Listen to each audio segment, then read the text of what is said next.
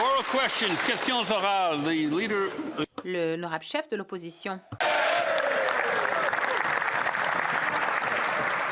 Monsieur le Président, je dois avouer, j'ai jamais vu ça. Lundi, un ministre dit que son programme va pas fonctionner dans un enregistrement.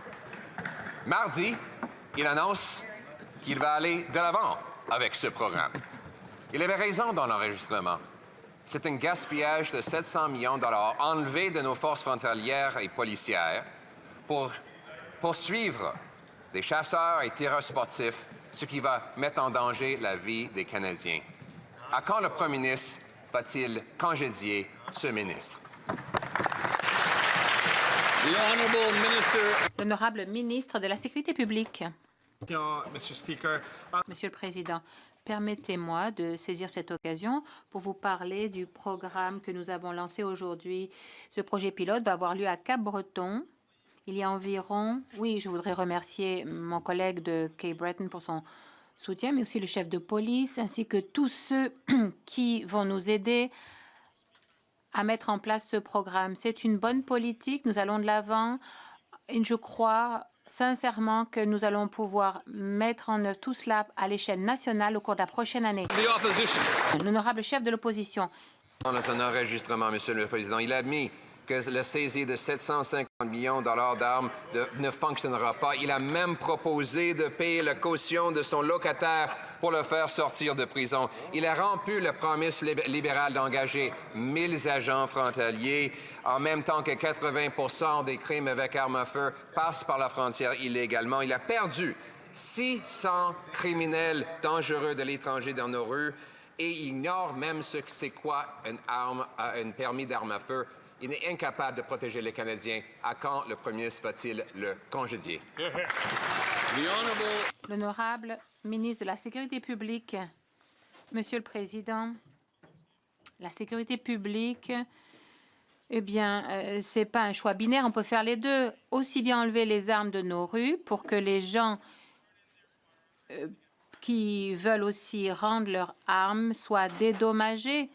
Donc, c'est ce que nous faisons avec le lancement de ce programme de rachat des armes. Aujourd'hui, nous allons continuer d'apporter des réformes judicieuses à nos systèmes de justice pénale.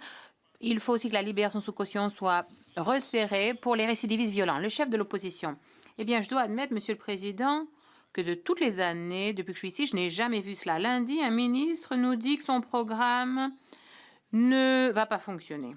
Mardi, il nous dit qu'il va de l'avant avec le programme, un programme qui va enlever 750 millions de dollars de nos forces frontalières et forces policières pour s'en prendre aux armes de nos chasseurs. Un gaspillage d'argent. La police dit qu'elle ne veut pas mettre en œuvre ce programme. Même, il a promis, le ministre, de payer la caution de son locataire pour le sortir de prison. Quand le Premier ministre va-t-il congédier ce ministre? Honorable ministre de la Sécurité publique. Monsieur le Président, soyons clairs. Si grand-père Joe utilise un AR-15 pour aller à la chasse, je crois qu'il y a des problèmes là. Mais, Monsieur le Président, il y a 2500 armes interdites, des armes qui tuent des gens dans le monde entier, notamment lors de fusillades comme celles qui ont eu lieu au Canada. Si le chef de l'opposition veut vraiment parler du crime, il faut aussi qu'il parle des armes à feu. L'honorable chef de l'opposition. Monsieur le Président, ce ministre a eu une véritable conversation sur les armes. Il a été enregistré. Il a admis que son programme n'allait pas fonctionner parce qu'il allait s'en prendre à des chasseurs et des tireurs sportifs légitimes plutôt que à 80% des armes qu'on utilise pour commettre des crimes et qui entrent illégalement. 750 millions, comme il l'a dit, ça ne va pas fonctionner. Il a même offert de payer la caution de son locataire pour le sortir de prison. Il a perdu 600 criminels dangereux, perdu leurs traces. Il ignore ce que c'est qu'un permis. Il est incapable d'assurer la sécurité. Le Premier ministre va-t-il faire la seule bonne chose qui soit bonne pour notre sécurité, à savoir congédier ce ministre? Le ministre. Monsieur le Président, on ne peut pas prendre la sécurité nationale au sérieux si on ne parle pas sérieusement des armes à feu. Mon collègue parle de l'entrée illégale de ces armes au Canada, mais quand il était au gouvernement, il a sabré dans les services frontaliers. Donc, nous allons ajouter 1000 agents supplémentaires à la frontière. Il a fait campagne aussi pour légaliser ces armes de style d'assaut, y compris pour la chasse. Il y a bien des gens dans ma communauté que j'aimerais lui présenter. Eux, ils ne tirent pas sur le gibier avec leur AR-50 quand même. Le chef de l'opposition, Monsieur le Président, la stratégie des libéraux, c'est de dire que le ministre n'est pas suffisamment incompétent pour être congédié parce qu'ils ont un ministre encore plus incompétent à la justice. Tout est relatif, Monsieur le Président, finalement. Mais pour prouver son incompétence, il a parlé de la sécurité à la frontière.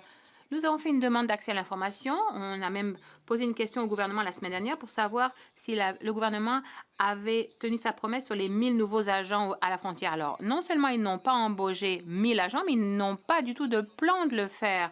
Donc, quand le premier ministre va-t-il congédier ce ministre de la Sécurité publique incompétent, le ministre de la Justice?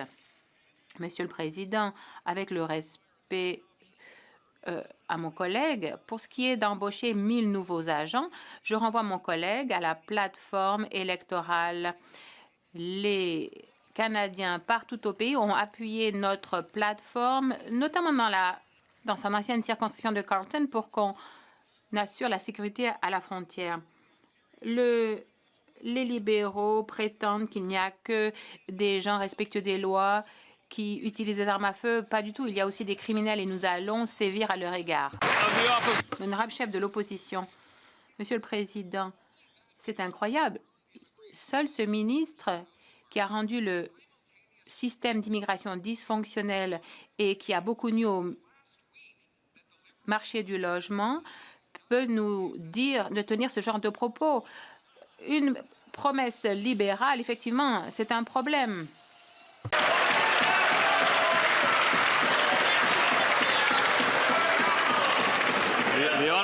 L'honorable député sait très bien qu'il ne peut pas. Le député dispose de 15 secondes. On reprend l'horloge. Monsieur le Président, la semaine dernière, le ministère a révélé qu'il n'avait pas tenu la promesse à l'égard des 1000 nouveaux agents à la frontière. Non seulement ils n'ont pas embauché ces 1000 agents, mais ils n'ont pas non plus de plan pour les embaucher. Pourtant, c'est une responsabilité qui relève du ministre. Il n'a brisé la promesse. Va-t-il être congédié? L'honorable ministre de la Sécurité publique. Monsieur le Président, le 28 avril, les Canadiens ont donné à notre gouvernement le mandat pour faire plein de choses, notamment pour embaucher 1000 nouveaux agents à la frontière et de nouveaux agents de la GRC. Le chef de l'opposition ne semble pas comprendre le processus d'embauche ni tout le travail qui doit se faire en coulisses pour embaucher ces hommes et ces femmes incroyables qui vont servir notre pays. Je saisis cette occasion, Monsieur le Président, pour souhaiter la bienvenue, un bon retour au chef de l'opposition et pour lui dire qu'il est peut-être temps qu'il passe sa cote de sécurité pour peut-être faire son travail comme il faut. Le député de Saint-Jean. L'intervention des libéraux dans la contestation de la loi 21 est un coup de force constitutionnel. Leur discours d'aujourd'hui le prouve. Leur problème, c'est plus que la laïcité. Leur problème, c'est que le Québec puisse utiliser la clause dérogatoire pour adopter des lois avec lesquelles Ottawa n'est pas d'accord. Alors, ils veulent affaiblir cette clause, seul outil permettant à Québec de ne pas être subordonné à Ottawa et à ses tribunaux. Ils veulent transformer le gouvernement à Ottawa en gouvernement supérieur et celui de Québec en gouvernement inférieur. Est-ce qu'ils vont se retirer de la contestation et mettre fin à ce coup de force constitutionnel? L'honorable ministre de la Justice. Monsieur le Président, ce n'est pas une surprise. Nous avons la même position pour quelques années. Quand le cas est arrivé à la Cour suprême du Canada, nous faisons une intervention. Il est très important pour le gouvernement fédéral de défendre nos chartes, défendre les droits des hommes partout notre pays. Comme le député savait très bien, le cas est arrivé à la Cour suprême du Canada, nous faisons une intervention. C'est simple. L'honorable député de Saint-Jean. Les libéraux font plus que contester la loi 21. Ils veulent s'assurer d'avoir un droit de regard sur toutes les lois québécoises. Ce que leur mémoire suggère, c'est que les Québécois n'ont pas assez de jugement pour qu'on les laisse voter leurs propres lois sans supervision d'Ottawa. Puis pour le démontrer, ils s'appuient sur des exemples complètement apocalyptiques, comme la possibilité que le Québec utilise la clause dérogatoire pour légaliser l'esclavage ou les exécutions arbitraires. Monsieur le Président, l'exagération, c'est l'argument de ceux qui n'en ont pas. Mais tant qu'à avoir un mémoire sans argument, mais pourquoi est-ce qu'il ne le retire pas tout simplement? L'honorable ministre de l'Identité et de la Culture canadienne. Monsieur le Président, ma collègue parle d'exagération. C'est quand même assez fort en café, merci. Parler d'exagération après cette intervention-là, elle sait très bien, et la réponse à sa question est dans sa question. Les tribunaux ne peuvent pas changer la Constitution, Monsieur le Président. C'est clair. Notre intervention ne vise pas à faire en sorte que les tribunaux puissent changer la Constitution. Elle l'a dit hier, le seul organe qui peut changer la Constitution, c'est le Parlement, Monsieur le Président. Notre intervention ne vise pas à changer la Constitution, mais à protéger la Charte des droits et libertés. L'honorable député de Jonquière. C'est décevant. Monsieur le Président, si les libéraux veulent modifier la Constitution et son article 33 sur la clause dérogatoire, bien qu'ils lancent une ronde de négociations constitutionnelles, qu'ils rouvrent la Constitution s'ils veulent en changer les règles, qu'ils traitent le Québec et les provinces comme des interlocuteurs égaux dans un débat public au lieu de passer par les tribunaux, qu'ils respectent leur propre fédération et qu'ils se comportent comme des démocrates. Monsieur le Président, est-ce que les libéraux vont retirer leur mémoire insultant pour les Québécois et se retirer de la contestation de la loi 21? Oui. L'honorable ministre de la Justice. Monsieur le Président, au contraire, nous ne voulons pas de changer la Constitution. Alors, nous voulons une opportunité pour le Cour de clarifier la Constitution. Il est très important pour le gouvernement fédéral de défendre nos constitutions. Maintenant, le cas arrivé à la Cour suprême du Canada, c'est les forums appropriés pour faire des arguments, pas dans la Chambre des communes. L'honorable député de Regina Capel. Monsieur le Président, les crimes armés ont augmenté de 130 sous ces libéraux. Quelle est leur réponse aux libéraux? Ils s'en prennent aux chasseurs et aux tireurs sportifs respectueux des lois. Ce ministre s'est fait prendre en train de dire la vérité sur ce programme de rachat des armes. Il a admis que ça ne valait pas l'argent, que ça allait dépasser le budget, que c'était de la pure petite politique et pire, que ça n'allait pas fonctionner. Le Premier ministre dit au ministre: continuez, allez-y. Il essaie de nous vendre un programme alors qu'il a admis qu'il allait coûter 750 millions sans améliorer la sécurité publique. Pourquoi le Premier ministre ne veut-il pas tout simplement congédier ce ministre? Pour la nature. Monsieur le Président, je vais commencer en rétablissant quelques faits. Le programme qui a été annoncé ce midi, c'est un programme qui sert à retirer des armes de style d'assaut.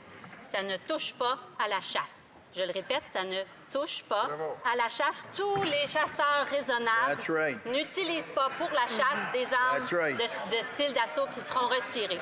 C'est ce qui a été annoncé aujourd'hui et c'est un programme attendu par tous les Canadiens.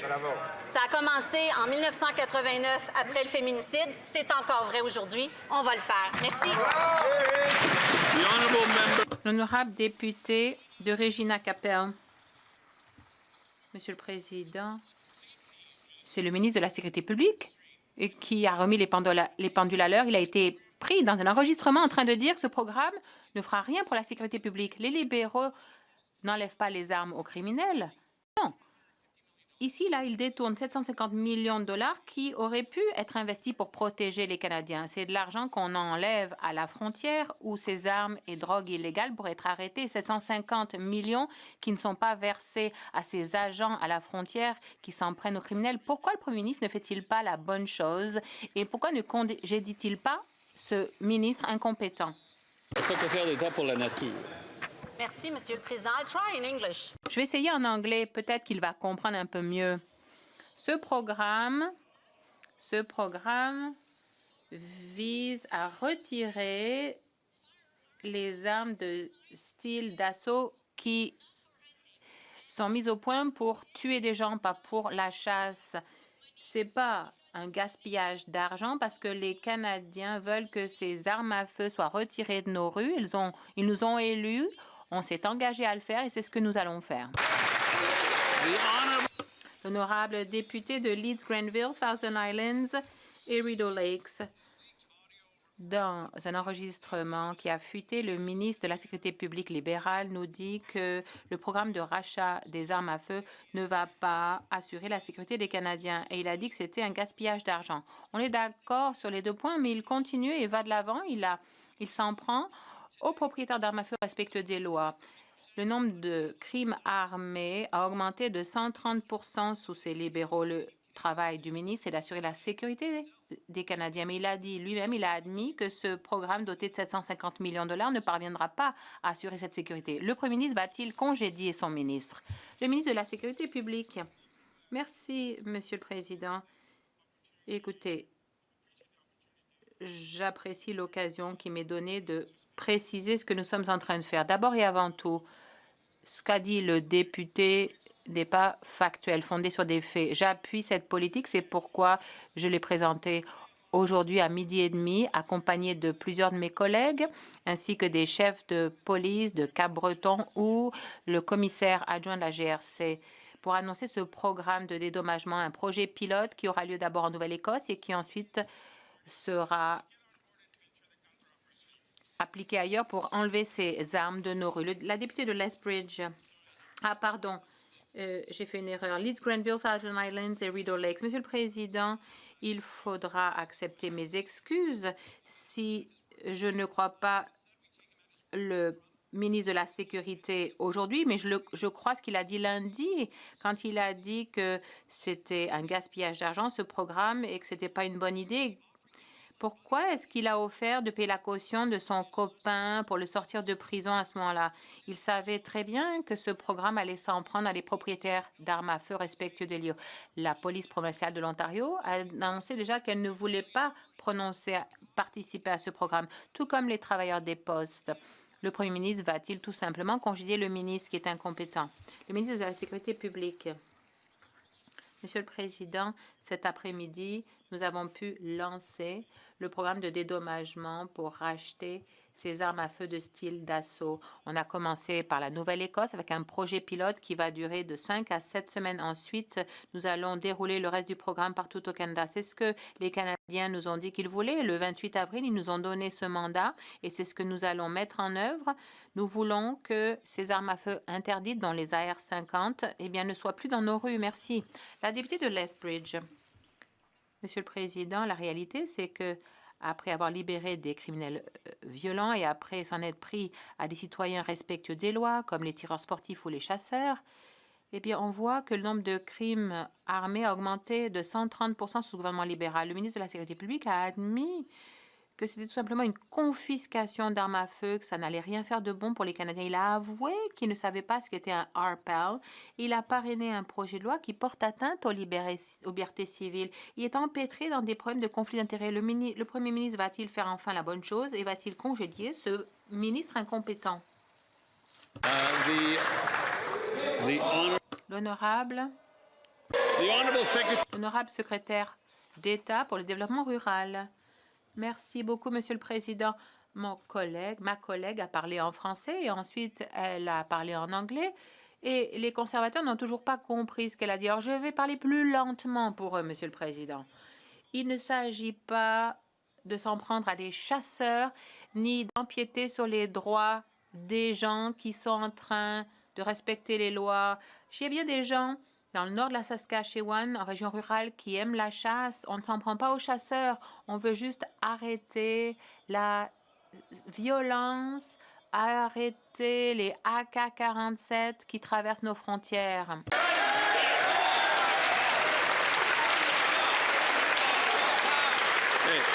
L'honorable député de Bellechasse des Etchemins-Lévis. Le ministre de la Sécurité publique admet dans un enregistrement que le programme libéral de rachat d'armes à feu ne vaut pas les 750 millions qu'il s'apprête pourtant à dépenser, Monsieur le Président. Il le sait, on le sait, ce programme ne fera qu'embêter les bons citoyens comme les chasseurs et ne viendra pas diminuer la criminalité par arme à feu qui a augmenté, disons-le, de 130% sous les libéraux. Les Canadiens n'ont pas confiance en ce ministre pour mettre en œuvre une politique qu'il reconnaît lui-même inefficace. Le seul choix qui lui reste à faire, Monsieur le Président, c'est de démissionner. Va-t-il le faire? L'honorable secrétaire d'État pour la Nature. Merci à ma collègue pour la question en français. vous le savez, puis elle le sait aussi, les événements de Polytechnique ont déclenché au Canada toute une marche des Canadiens pour qu'on retire de nos rues les armes de style d'assaut. C'est tellement important que même au Québec, et ma collègue a voté pour ça, on a continué d'enregistrer les armes de style d'épaule. Donc aujourd'hui, tout ce qu'on fait, ça ne touche pas aux chasseurs qui ont des armes raisonnables pour chasser, ça ne touche pas aux tireurs, ça ne fait que retirer des armes destinées à tuer. Merci. L'honorable député de Bellechasse, les Échemins-Lévis. Voici la situation, Monsieur le Président. Les libéraux ont fait augmenter la criminalité liée aux armes à feu de 130 %. C'est un fait. Le ministre de la Sécurité publique admet que le programme de rachat des armes à feu est purement politique. C'est un autre fait. Il admet qu'il est inefficace. On le sait. Le ministre échoue à garder les Canadiens en sécurité. Le premier ministre va-t-il demander la démission de son ministre? Oui ou non? L'honorable secrétaire d'État pour la Nature. Sur mon lit d'hôpital, Monsieur le Président, il y a 35 ans, je ne comprenais pas ce qui arrivait. Je ne comprenais pas que dans un pays comme le Canada, un événement tel que celui-là puisse m'arriver. En janvier 1990, j'étais à la première conférence de presse entourée des familles et des étudiants de Polytechnique qui demandaient qu'on retire les armes de style d'assaut de nos rues. Je vais continuer de militer, mais ce qui est le plus important, c'est ce qu'on fait et que les Canadiens veulent et pour lesquels ils ont voté. Et donc, Monsieur le Président, on va aller jusqu'au bout. Les chasseurs vont continuer de chasser et les tireurs vont... L'honorable député de Rivière-du-Nord.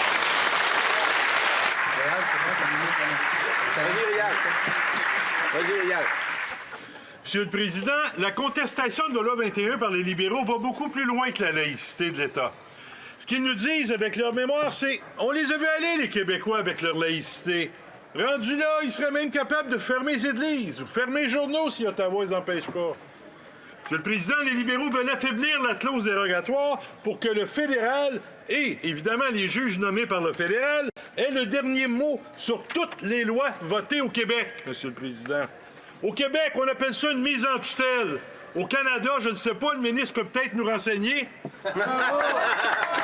L'honorable ministre de l'Identité et de la Culture canadienne. Monsieur le Président, je suis vraiment désolé, mais ce que dit mon collègue est simplement faux. Notre intervention en Cour suprême vise à défendre la Charte des droits et libertés.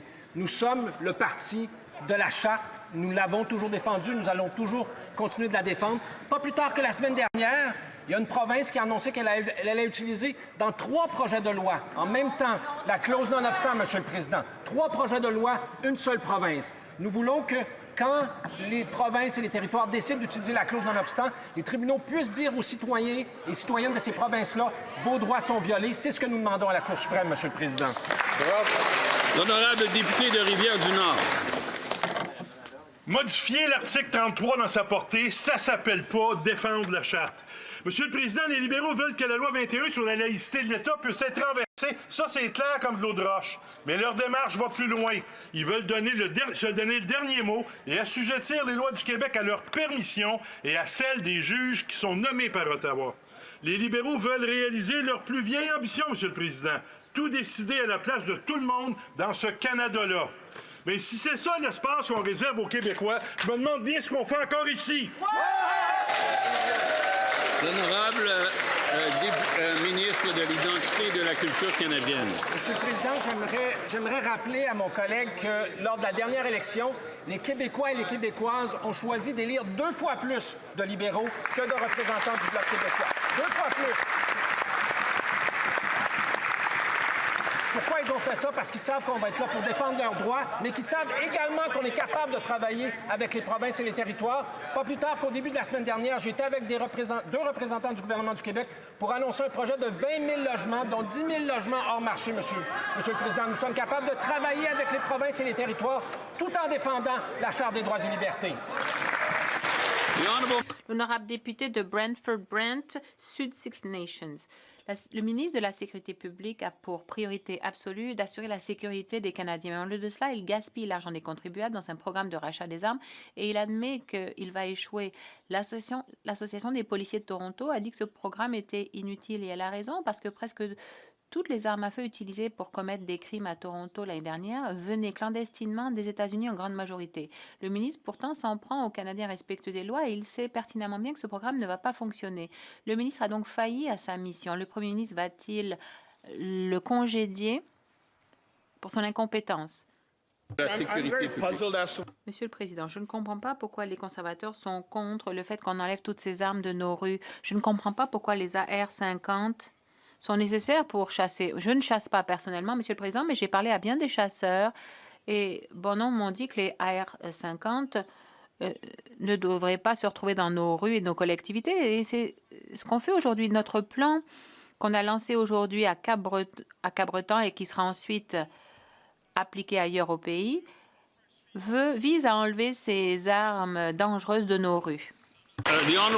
L'honorable député de Brantford-Brant Sud, Six Nations. Monsieur le Président, la vérité est ressortie il y a quelques jours. Il sait que cette récupération va échouer. Il s'est fait prendre en train de le dire. Il a été enregistré. Désolé, Monsieur le ministre, vous ne vous êtes pas fourvoyé. Vous avez dit la vérité. Aujourd'hui, il poursuit aveuglément son projet, pas pour protéger les Canadiens, mais parce que le Premier ministre veut faire un coup politique. S'il sait que ça va échouer et que ça va nous coûter des millions et que c'est juste une question de politique, pourquoi est-il toujours en charge du dossier de la sécurité publique? Le ministre de la Sécurité publique. Monsieur le Président, le député en face est avocat. Je sais ce que c'est que la diffamation. Je l'invite à répéter les mêmes paroles à l'extérieur de la Chambre, d'ailleurs.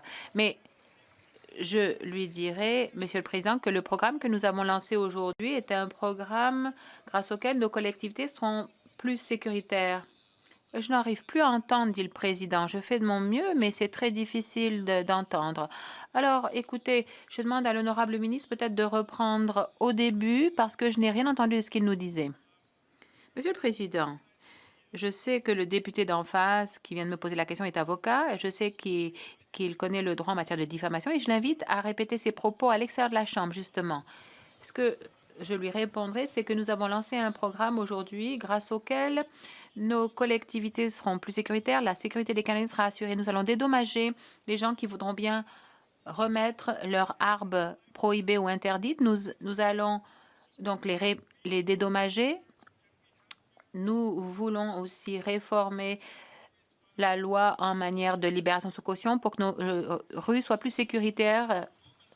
Le député de Bowmanville, Oshawa-Nord. Monsieur le Président, la criminalité armée a augmenté de 130 % et la police de Toronto nous indique que 88 % des armes illégales saisies sont entrées clandestinement par les États-Unis. Le ministre de la Sécurité publique ne fait rien pour assurer la sécurité de nos collectivités de Toronto. Au lieu de cela, il préfère interdire les fusils de chasse au Canada. Quand le Premier ministre va-t-il prendre des mesures pour lui demander des comptes? Quand va-t-il le congédier? Il n'a rien fait pour assurer la sécurité à Toronto alors que c'est son travail.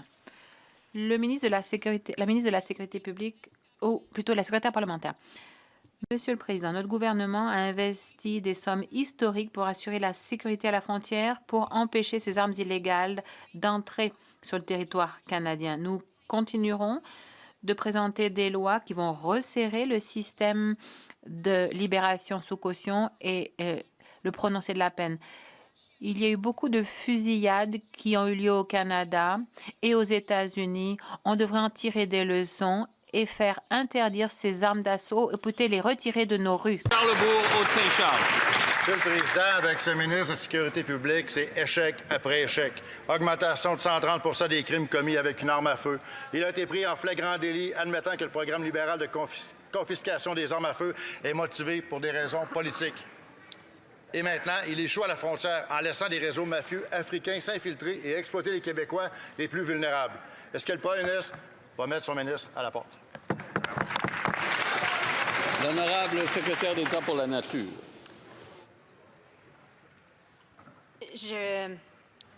Monsieur le Premier ministre, Monsieur le Président, mon Dieu, Monsieur le Président, c'est important qu'on finisse ce geste-là. Les Canadiens l'attendent. C'est important qu'on respecte les engagements qu'on a pris et ce programme-là va nous permettre de le faire. Et je crois que tous les Québécois Tous les Canadiens, c'est ce qu'ils attendent. C'est pas la seule chose qu'il faut faire pour combattre le crime, mais ça fait partie de l'ensemble des mesures que nous allons prendre pour y arriver. Merci, M. le Président. Honorable député de Charlebourg, Haute-Saint-Charles. Avec tout respect, ma question s'adresse au ministre de la Sécurité publique et non pas au secrétaire d'État à la nature. Parce qu'ici, on parle de sécurité aux frontières, on parle de crimes de groupes mafieux africains. Il faut savoir, M. le Président, qu'à cause de ce ministre de la sécurité publique est rendue un enjeu majeur au Canada. On a des problèmes. Et là, on n'a rien qui a été fait pour contrôler les groupes mafieux africains. Est-ce que le premier ministre va mettre son ministre de la Sécurité publique dehors?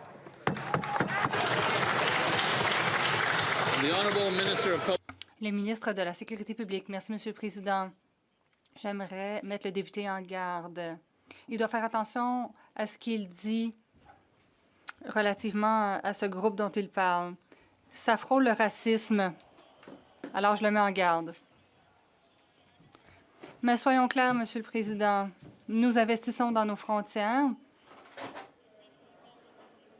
Nous avons déjà investi 1,3 milliard de dollars dans la sécurité à la frontière. Nous embauchons 100 nouveaux agents de la GRC et nous allons aussi embaucher des agents de la SFC. Nous allons assurer la sécurité à la frontière. Le député de Guelph. Monsieur le Président,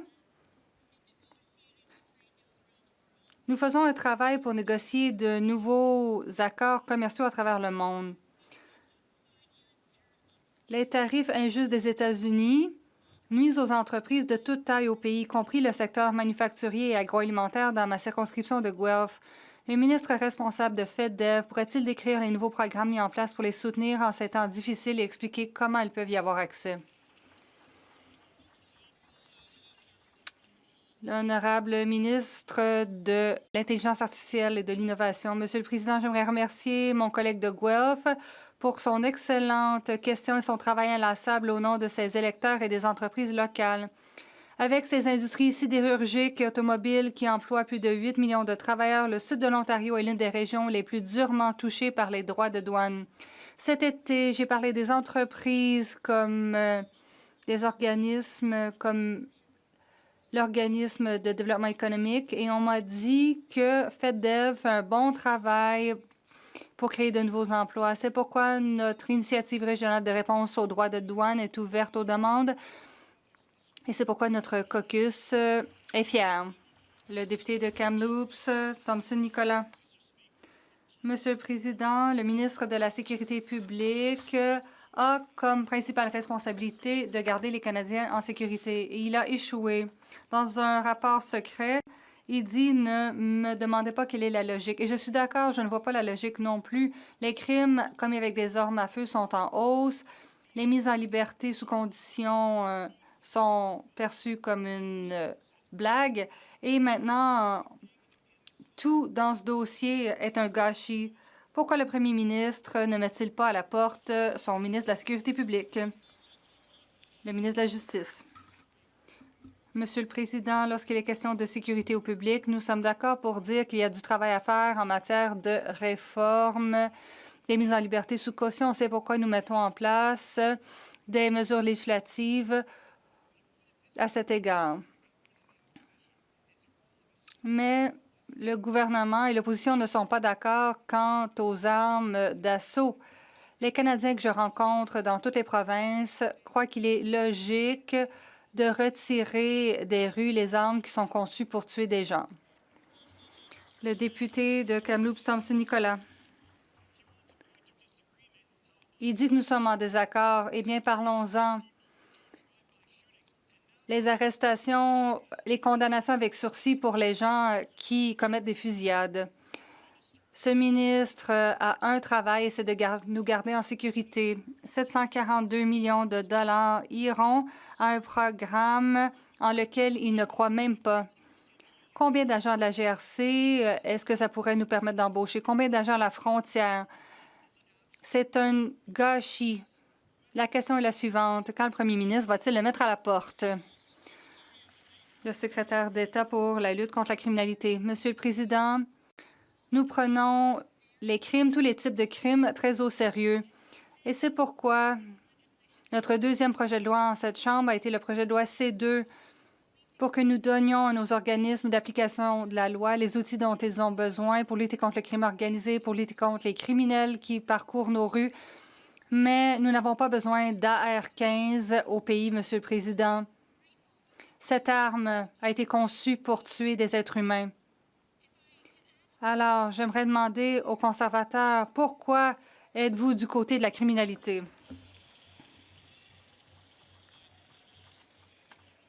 Je rappelle aux députés qu'il faut s'adresser à la présidence. Le député de York-Durham. À la dernière élection, le premier ministre avait promis d'embaucher 1000 nouveaux agents à la frontière. Le ministre de la Sécurité publique, dans sa réponse aujourd'hui, a dit qu'on ne comprend pas le processus d'embauche. J'aimerais lui dire qu'il ne comprend pas comment les promesses fonctionnent. Il faut les tenir. Mais des documents internes de la SFC la semaine dernière démontrent que le ministre de la Sécurité publique est responsable d'embaucher des agents à la frontière, a engagé 0 agent. Son premier travail est de garder les Canadiens en sécurité et il a échoué. Quand le premier ministre va-t-il obtenir des comptes de ce ministre et le mettre à la porte? Le ministre de la Sécurité publique. Merci, Monsieur le Président.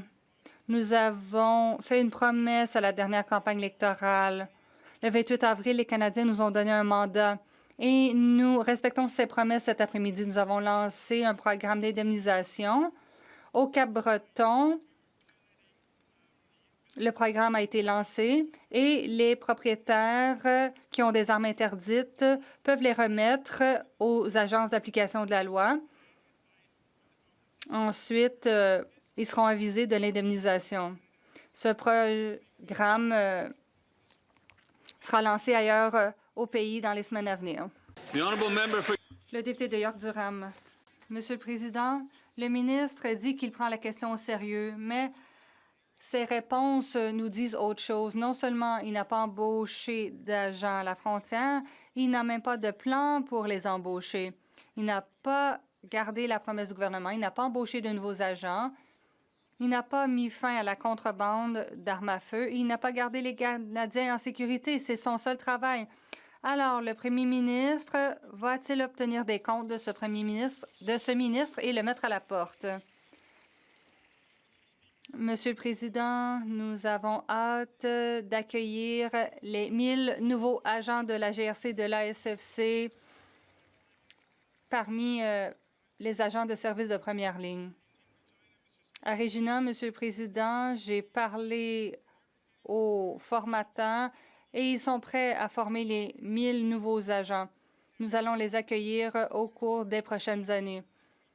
Il est important de continuer à investir dans l'application de la loi. C'est exactement ce à quoi le premier ministre s'est engagé et c'est ce que je vais faire. La députée de Calgary-Nose Hill. Pendant l'été, on a appris que le ministre de la Sécurité publique avait perdu la trace de 600 non-citoyens avec des casiers judiciaires qui devaient être déportés. Certaines de ces personnes avaient été reconnues coupables de crimes graves comme des agressions sexuelles. Ces gens circulent dans nos rues. Le ministre avait un travail et c'était de garder les Canadiens en sécurité. Il a échoué. Le premier ministre va-t-il mettre son ministre de la Sécurité publique à la porte? Le ministre de la Sécurité publique. Monsieur le Président, cette année, nous sommes sur la voie d'avoir renvoyé plusieurs personnes qui ne respectent pas les critères. C'est un niveau record de renvoi dans l'histoire du Canada et nous travaillons pour accélérer le processus davantage. En plus des 1000 agents de la SFC qui aideront ce processus, nous allons continuer de veiller à ce que le Canada et les frontières soient sécuritaires. C'est exactement ce à quoi nous travaillons et nous allons continuer d'investir dans les Canadiens. La députée de Calgary-Nose Hill. Je ne sais pas ce qu'on entend quand on dit qu'on est sur la bonne voie, quand il y a 600 criminels qui sont non-citoyens qui devraient être renvoyés, mais qui sont dans nos rues. On a posé la question au mois de mai, au mois de juin. Le ministre a eu tout l'été pour trouver un plan. On parle de gens qui ont été reconnus coupables de crimes comme des agressions sexuelles et il a perdu la trace. Il ne peut pas les retrouver. Pourquoi le premier ministre ne met-il pas son ministre de la Sécurité publique à la porte? Le ministre de la Sécurité publique. Monsieur le Président, l'Agence des services frontaliers travaille fort depuis plusieurs années pour que nos frontières soient renforcées. Nous sommes sur la bonne voie pour faire de nombreux renvois et le nombre monte à chaque mois. Voilà le bon travail que font nos agents. Voilà le genre d'investissement que nous faisons cette année, en plus d'ajouter 1000 nouveaux agents de la SFC. Le député de Saint-Albert, Sturgeon River. Monsieur le Président, le ministre de la Sécurité publique a été enregistré alors qu'il disait à son locataire qu'il n'avait pas à s'inquiéter du rachat d'armes à feu de 750 millions de dollars par les libéraux, car il pouvait simplement en faire fi. Ensuite, il a plaisanté en disant que s'il était arrêté, il le ferait libérer sous caution. En d'autres termes, le ministre de la Sécurité publique a conseillé à son locataire d'enfreindre la loi. Ce comportement est inacceptable et le premier ministre va-t-il le forcer à démissionner? Le ministre de la Sécurité publique. Oui, ça me donne l'occasion de parler de notre programme d'indemnisation que nous avons lancé aujourd'hui à 12h30 aujourd'hui avec certains de mes collègues, y compris la secrétaire d'État pour la nature. Vous l'avez entendu en cette chambre, elle a fait beaucoup de travail depuis plusieurs décennies pour en venir à ce moment clé. Des survivants partout au Canada l'ont demandé. C'est important de retirer des armes comme des AR-15 de nos rues et c'est exactement ce que nous faisons. Nous allons étendre ce programme partout au Canada au cours des 5 à 7 prochaines semaines. Le député de Saint-Albert, Sturgeon River. Monsieur le Président, le ministre a dit que ce programme était injuste et il a ensuite promis à son locataire de payer la différence. Il a ensuite conseillé à son locataire d'enfreindre la loi. Il avait dit qu'il paierait sa mise en liberté sous caution. Combien de gaffes faudra-t-il pour que le premier ministre mette à pied son ministre de la Sécurité publique, le ministre de la Sécurité publique? Monsieur le Président, j'invite le député à avoir une discussion sérieuse sur les armes à feu.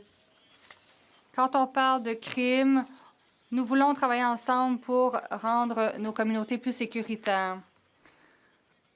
Ce que nous avons annoncé aujourd'hui, c'est de retirer de nos rues des armes qui ne devraient pas se retrouver dans la possession de Canadiens. On parle entre autres de AR-15 qui peuvent détruire des vies. C'est pourquoi nous avons présenté ce plan. Nous avons commencé au Cap-Breton. Nous allons étendre le programme partout au Canada. J'invite les députés de l'autre côté à soutenir ce programme. Le député de Elgin-Saint-Thomas, London Sud. Monsieur le Président, la principale responsabilité du ministre, c'est de garder les Canadiens en sécurité. Ce ministre de la Sécurité publique a dit qu'il ne savait pas ce qu'était un permis d'armes à feu. Il a dit qu'il ne sait pas quelles étaient les classifications d'armes à feu. Il ne pouvait même pas défendre le programme de saisie de son gouvernement pour son locataire. Et c'est le ministre responsable des lois sur les armes à feu au Canada. Le ministre s'occupe de la sécurité nationale, du terrorisme. Qu'est-ce qu'il ignore aussi de son dossier? Cela met des vies en danger. Quand le premier ministre va-t-il le mettre à la porte?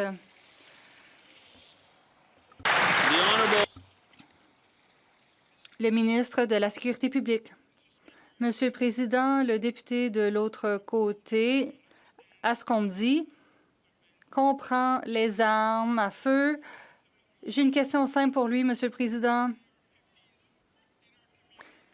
Que font des AR-15 dans nos quartiers, dans nos communautés? Le député peut-il dire à cette Chambre pourquoi nous aurions besoin de ce genre d'armes dans nos communautés? Merci, Monsieur le Président. Le député d'Avalon.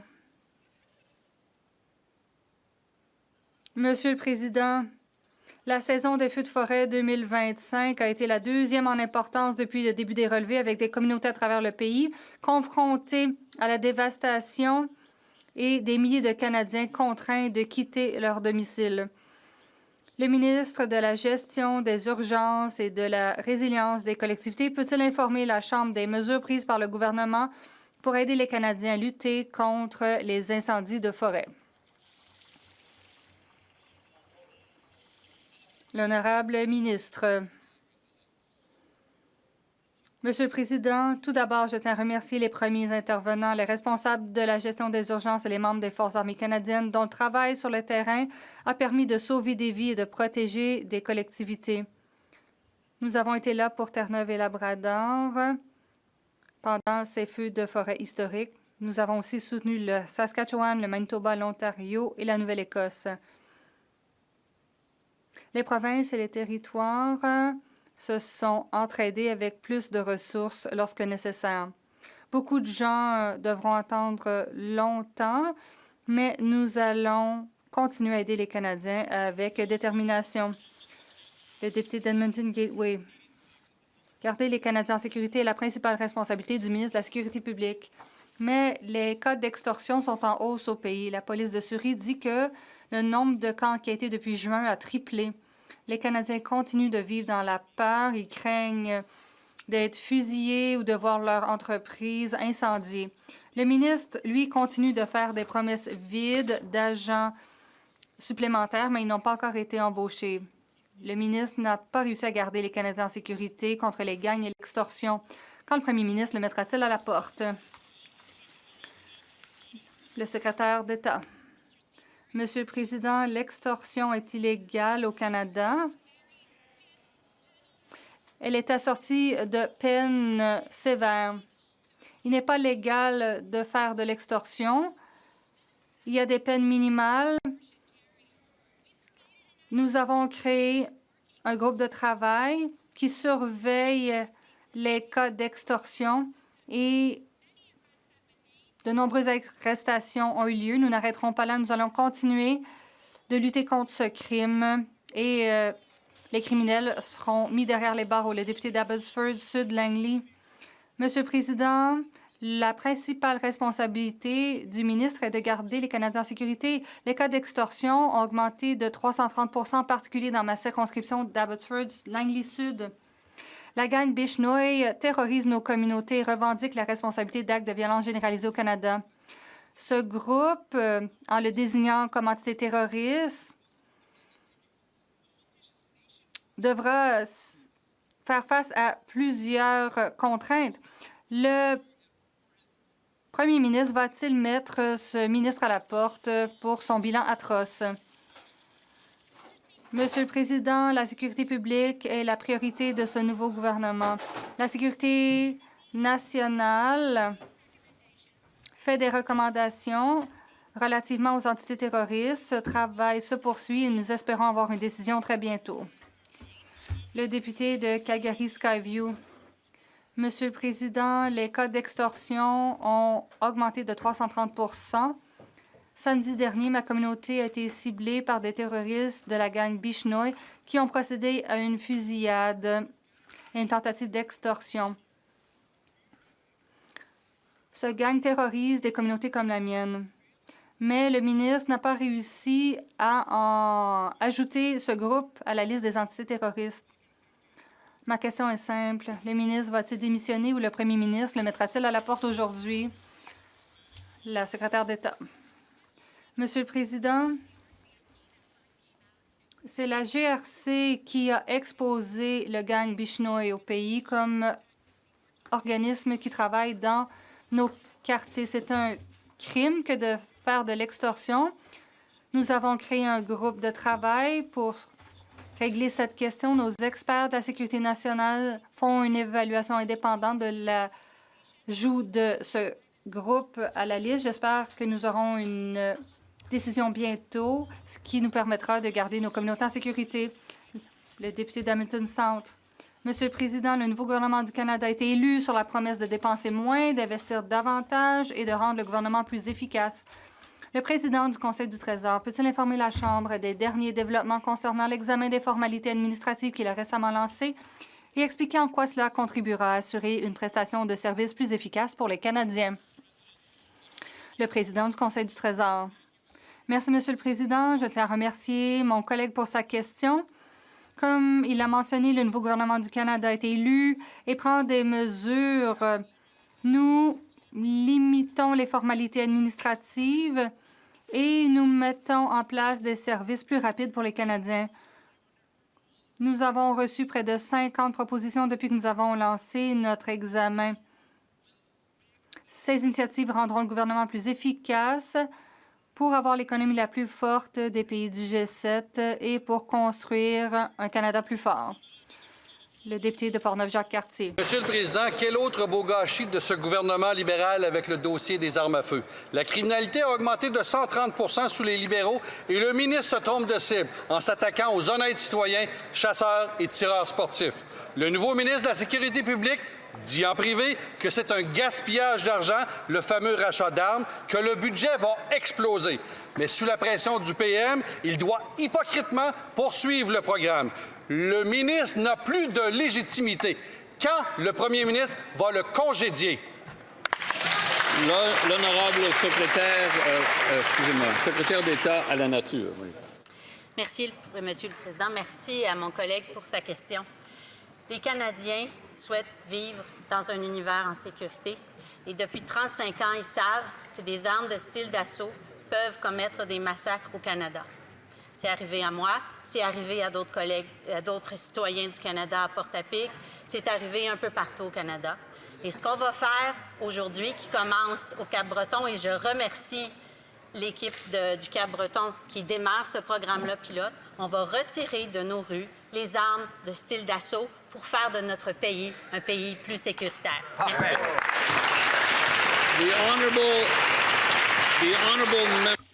La députée de Vancouver-Est. Ce gouvernement libéral a abusé de son pouvoir à maintes reprises en invoquant l'article 107 du Code du travail comme moyen détourné pour ordonner aux grévistes de reprendre le travail.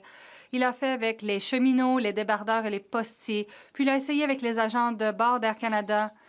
Le SCFP national a riposté et défié l'ordre de retour au travail. Les syndicats de tout le pays se sont fermement rangés du côté des agents de bord pour affirmer que le travail non rémunéré n'était pas acceptable. La ministre respectera-t-elle le droit constitutionnel des travailleurs à la libre négociation collective et abrogera-t-elle l'article 107 du Code du travail, oui ou non? L'honorable ministre. Monsieur le Président, hier, j'ai eu le privilège et l'honneur, avec le secrétaire d'État au travail, de rencontrer un syndicat qui travaille avec notre gouvernement pour construire l'économie la plus forte des pays du G7. Nous avons parlé des projets d'envergure qui vont offrir d'excellents emplois pour les gens de métier, les gens syndiqués. C'est l'importance des syndicats au pays pour protéger la classe moyenne. Monsieur le Président, je peux vous dire que notre gouvernement va toujours agir rapidement pour soutenir les droits du travail et pour soutenir la paix industrielle. Le député de Courtney-Alberni. Le Canada est confronté à des incendies de forêt sans précédent qui détruisent des communautés, des infrastructures et des vies, tout en créant une pollution atmosphérique dangereuse qui nuit à la santé humaine. Le Canada ne dispose toujours pas d'une flotte aérienne souveraine de lutte contre les incendies. À Port Alberni, Coulson Aviation est un chef de file mondial dans la modernisation et la construction d'aéronefs tels que le CC-130 Hercule, retiré du service, qui pourrait continuer à protéger les Canadiens et à créer des emplois.